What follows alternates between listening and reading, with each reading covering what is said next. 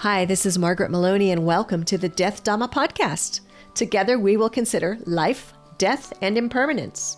Because in between birth and death, we lose things. Not just our glasses and our keys. We lose identities, relationships, ideas, and more.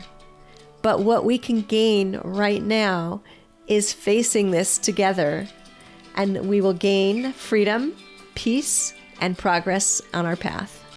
Hello, my friends. I'm so glad that you are here with me today on the Death Dhamma podcast. And we are going to talk about clinging today, or you can say attachment, right? So in grief, there is dukkha.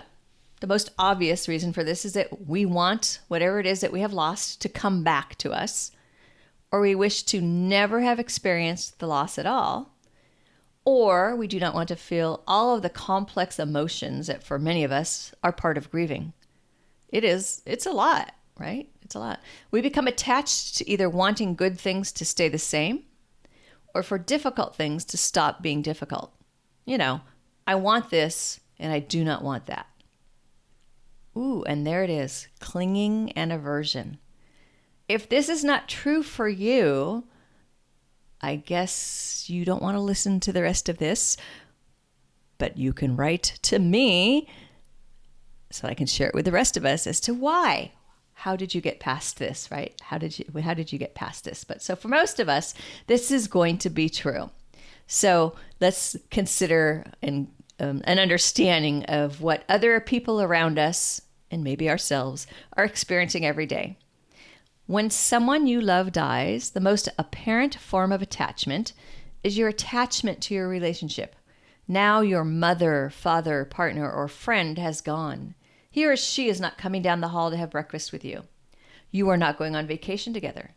He or she will not make you dinner, do the dishes, or take out the trash. You will have times when you forget this, and you're going to look up and look for him or her when you come into the room. Or you're going to try to send a text.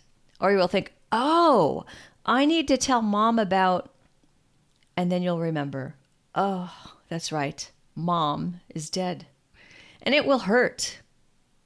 It will hurt less as you remind yourself about clinging and attachment and impermanence. It will hurt less when you accept the situation for what it is and learn how to live your life as it is now. There are forms of clinging and aversion that might be part of your journey. Sometimes they are so subtle that you don't recognize them, while other times it just smacks you in the face, right? What are some of these forms? Things. A few days after my father died, my mother went to his closet and pulled out his clothing. She was distraught and could not stand to look at his things. At the time, I was shocked. On some level, I recognized that she was having an emotional reaction to his death, and seeing his clothing was triggering. A few weeks later, as she was walking down the hallway, she had a similar episode. She insisted that his computer desk needed to be taken apart and moved into the garage right away. Fortunately, I was able to comply. She had an aversion to seeing the things he used daily because he was no longer there using those things. And seeing his jacket in the closet or his empty desk. This was breaking her heart.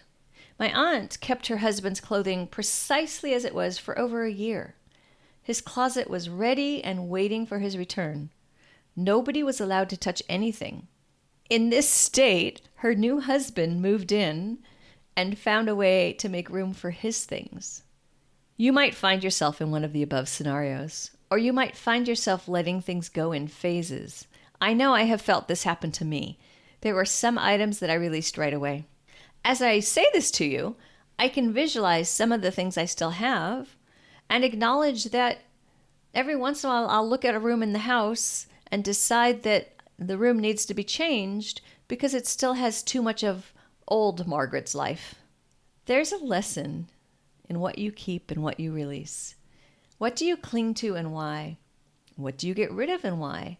I had no problem selling my husband's gold watch. I never liked that watch. The circumstances under which he received the watch were somewhat sketchy, in my opinion. He knew that, but he loved the look of that watch. Now, years later, I still have his favorite old tank top. Kind of weird, I think. I'm never going to wear it. I don't take it out and look at it, but I can tell you exactly where it is, which is in the cedar chest, in the room, in the bedroom, at the foot of the bed, on the left-hand side as you open up the cedar chest. See? Roles. We do some clinging and attachment with roles. In the selfing that you do, and in your clinging to the ego, you create roles for yourself. Your version and vision of who you are. The part that you have selected for yourself may or may not support you. How do you know? By watching yourself. Sit with your beliefs about who you are and how your behaviors bring you to ease or bring you discomfort. If during this time you cling to your role as the strong one or the emotional one or the drama queen or the energy vampire, you are binding yourself to suffering from a fetter. The more that you hang on to your role, the more you think, I am strong. I should be able to handle this. Or I should be recovering faster. Or I should not feel sad anymore. All of these thoughts are just adding to your suffering. And also, I think, help to point out the futility of when we think we should be one thing, or we should do a thing, or we should do another, right?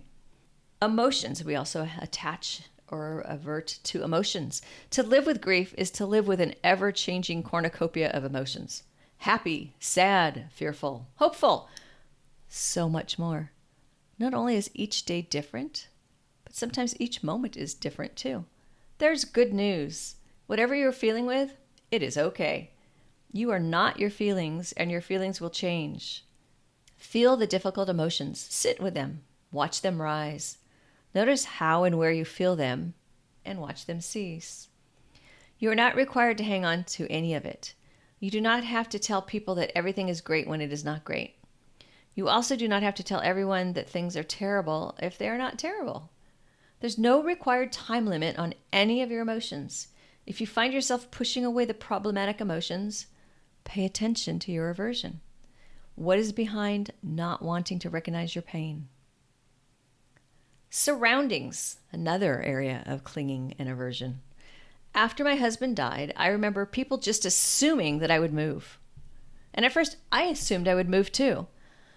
Not because I wanted to move, but because for a brief time I thought I should. There it is again, that should. I should move. Now I see this as one of how different types of clinging and aversion come together. My role as a partner had changed.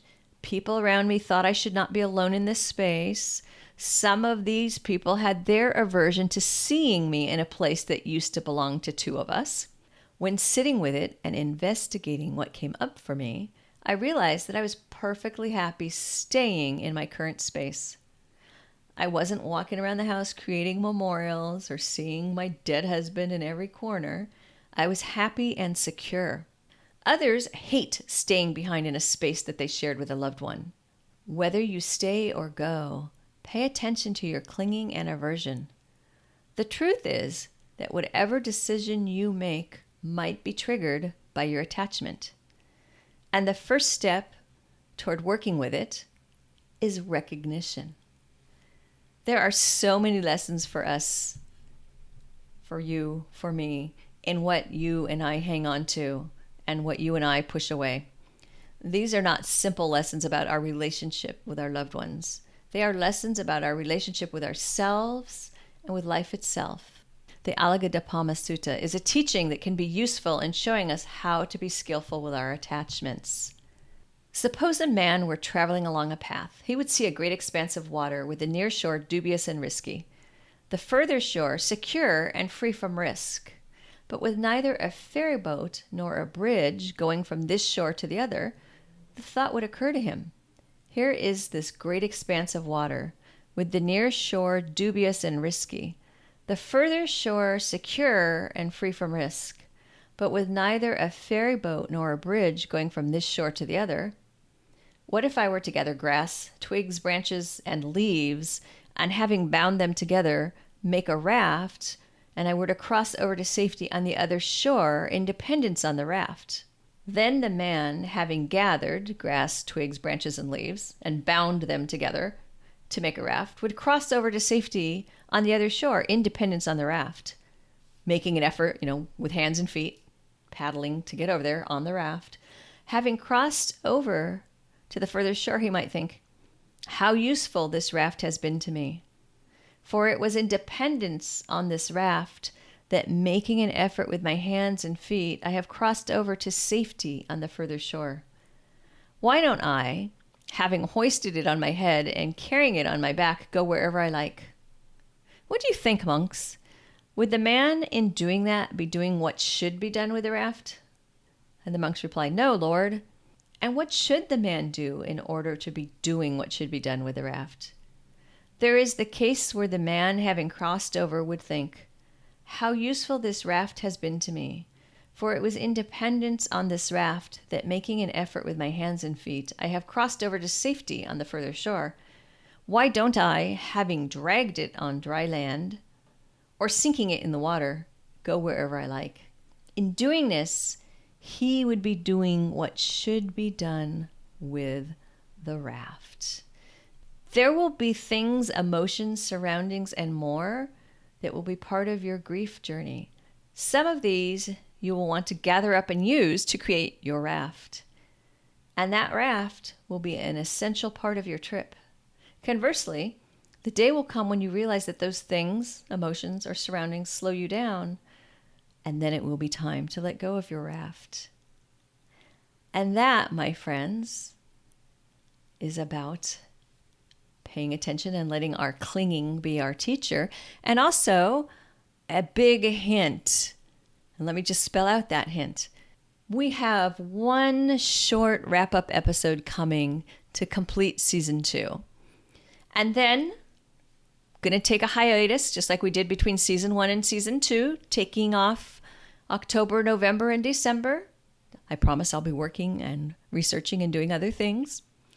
And coming back with season 3 in January of 2023. And our topic, our theme for season 3 is going to be attachment.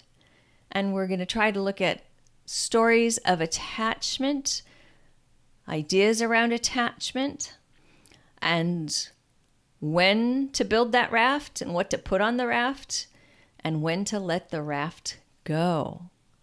Thanks for being here, and bye for now. You've been listening to the Death Dhamma podcast with your host, Margaret Maloney.